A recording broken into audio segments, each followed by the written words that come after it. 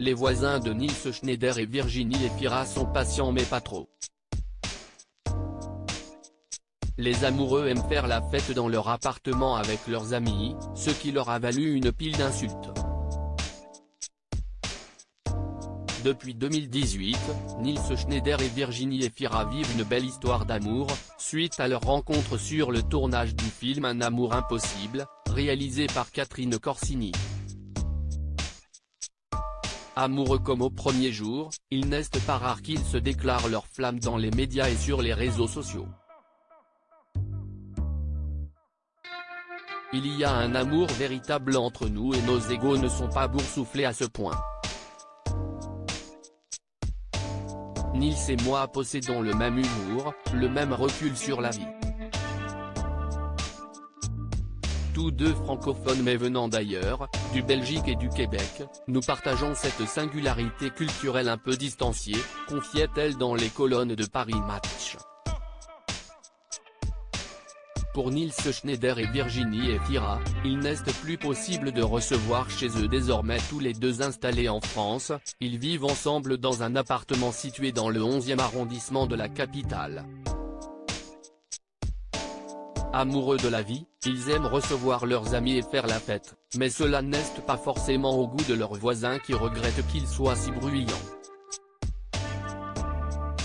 Dans le podcast Le Goût de M produit par le site Le Monde, l'acteur canadien fait visiter son appartement à la journaliste quand, d'un coup, il avoue qu'il n'a plus le droit de faire des soirées chez lui.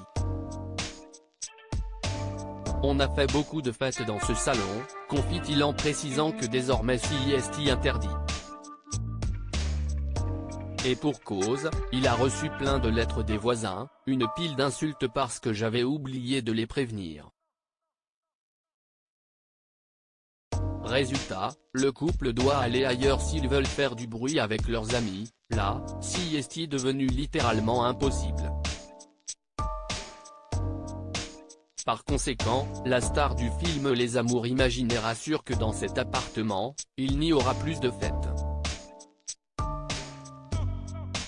Leur salon compte un nouvel invité depuis quelques semaines. Il n'y aura peut-être plus de fêtes à leur domicile, mais un nouvel invité a élu domicile dans leur salon, il s'agit du César de la meilleure actrice que Virginie Efira a remporté le 24 février dernier. Là, le trophée traîne négligemment dans le salon et, quand je passe devant, j'éprouve un peu de fierté, oui. Mais encore une fois, un prix, quel qu'il soit, n'est pas l'essentiel. Convoitez la glorification, les récompenses révèlent des passions tristes, parce que vous n'en aurez jamais assez. Vous courez alors vers l'insatisfaction permanente, la jalousie. L'endroit du plaisir est toujours dans le lien et le partage, a-t-elle confié à Paris Match. À lire aussi Je fais les films aussi pour lui, la belle déclaration d'amour de Virginie Efira à son compagnon Nils Schneider.